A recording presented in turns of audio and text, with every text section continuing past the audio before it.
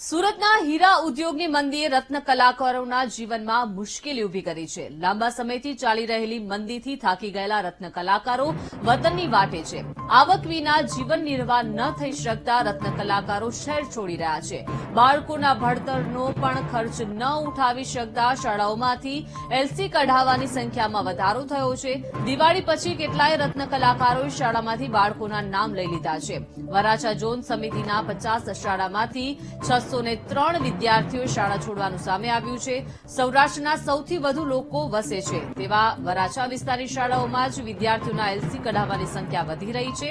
Diwali vacation પછી પણ કારખાના શરૂ ન થતા રત્ન કલાકારો પોતાના વતને જઈ રહ્યા છે। વિદ્યાર્થીઓના શાળા છોડવાનું કારણ હીરા ઉદ્યોગની મંદી હોવાનો તર્ક નગર પ્રાથમિક શિક્ષણ સમિતિના ચેરમેન આપી રહ્યા છે। સુરત શહેર ડાયમંડ નગરી તરીકે ઓળખાય છે। આ હીરા નગરીમાં છેલ્લા 1 વર્ષથી જે કારની મંદી વાતાવરણ જોવા મળી રહ્યું છે તેની સીધી અસર બાળકોના શિક્ષણ ઉપર પણ જોવા મળી રહી છે।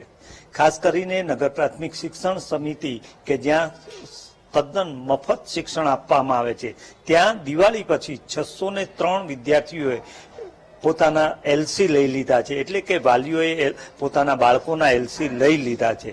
કારણ શું છે એ જાણવા કરતા મંદી કેટલી અસર કરી રહી છે એ આ ઘટના પરથી દેખાઈ આવે છે। આપણી સાથે શિક્ષણ સમિતિના ચેરમેન રાજેન્દ્રભાઈ છે, સીધી તેમની સાથે વાત કરીને જાણવાનો પણ પ્રયાસ કરીએ। સાહેબ, શું કારણ લાગે છે 603 બાળકોએ એલસી લઈ લીધા છે? 603 બાળકો વરાછા ઝોનમાંથી, એટલે લગભગ 50 શાળામાંથી 603 બાળકોએ એલસી લીધા છે। એનું સીધું કારણ તો આપણે જાણી ના શકીએ, કારણ કે એલસી આપવામાં આવે છે ત્યારે આચાર્યો દ્વારા પૂછવામાં આવે છે ત્યારે એક જ કારણ બતાવવામાં આવે છે કે અમારે આ સ્કૂલમાંથી બાળકને ઉઠાડીને બીજી સ્કૂલમાં મૂકવા છે। ક્યાં તો એ લોકોએ એડ્રેસ બદલેલું હોય છે, ક્યાં પોતે ગામડે જતા હોય એનું કારણ આપતા હોય છે અને એલસી લેતા હોય છે। સાથે સાથે 500 જેટલા બાળકોના નવા એડમિશન પણ થયા છે। ચોક્કસ કહી શકાય, કારણ કે નગર પ્રાથમિક શિક્ષણ સમિતિ શાળા બાળકોને મફત ભણતર આપે છે, પૂરું પાડે છે અને ગયા વર્ષે અમારી પાસે 2 કે 3 હજાર બાળકો દરેક સ્કૂલ મળીને વેઇટિંગમાં હતા। તો બની શકે કે 603 બાળકો જે એલસી લઈને ગયા છે એની જગ્યા પર 592 બાળકોને આપણે પ્રવેશ આપી શક્યા છે। એનું કારણ એ પણ હોઈ શકે કે પ્રાઇવેટ સ્કૂલની જે મોટી ફી છે 35,000 40,000ની, એ આર્થિક ભારણને લીધે વાલીઓ કદાચ વેઇટિંગમાં હતા, તે લોકોએ અહીં પાછી નગર પ્રાથમિક શિક્ષણ સમિતિની શાળામાં એડમિશન લીધું હોય। આચાર્યો તરફથી પ્રાથમિક રીતે કંઈ પૂછાય છે અથવા તો એવું કંઈ વાત આવે છે કે મંદીને કારણે ગામ જતા રહે છે લોકો, એને માટે અત્યારે એલસી લઈ રહ્યા છે?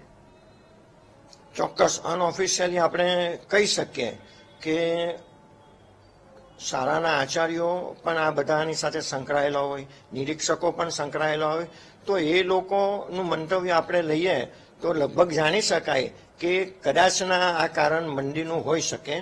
કારણ કે નગર પ્રાથમિક શિક્ષણ સમિતિમાં તો મફત જ ભણાવતા હોય એટલે એ કારણ તો હોય જ ન શકે, પણ કંઈક આર્થિક ભીષમાં હોય અને પરિવાર ગામડે જવાનો હોય, કાં પછી વરાછા વિસ્તાર છોડીને ધારો કે ડાયમંડ સિટી ત્યાં આગળ અથવા ઝોનમાં આવી શકતી હોય તો ત્યાં આગળ ઓફિસ શિફ્ટ થતી હોય ત્યારે પણ એ લોકો બીજે શિફ્ટ થતા હોય તો બની શકે એ લોકોના બાળકોને એલસી।